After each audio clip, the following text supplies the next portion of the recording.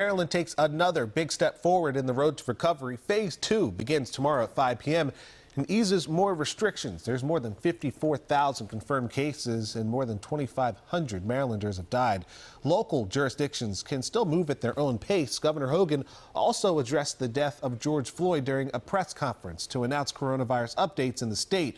WJZ investigator Mike Helgren has the story. This was completely inexcusable. This was not just a bad cop or bad policing. Maryland's governor condemned the killing of George Floyd in Minneapolis police custody in the strongest terms possible. This was a murderer in a police uniform. No justice, no peace. And Hogan praised the largely peaceful protests in Baltimore. When you saw the community leaders leading the peaceful protests, telling people it's time to go home, and telling the bad folks, don't do that. Don't break down those barricades. Don't throw those rocks.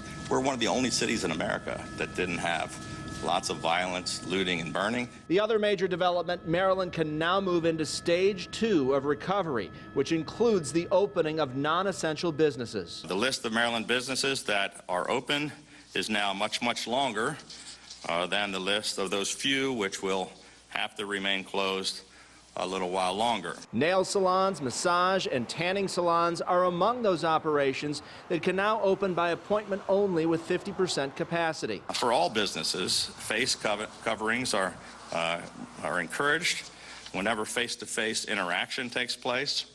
Businesses are encouraged to implement a screening process, including temperature checks for personnel based on CDC and Health Department guidance. State agencies are also moving to more normal operations on Monday, but Governor Hogan urged caution.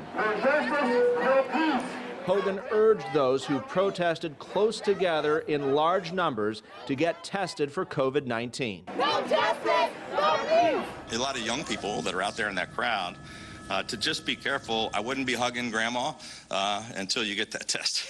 The governor also says Maryland still does not have the use of federal labs to process coronavirus tests, despite promises months ago from the White House. Mike Helgren, WJZ.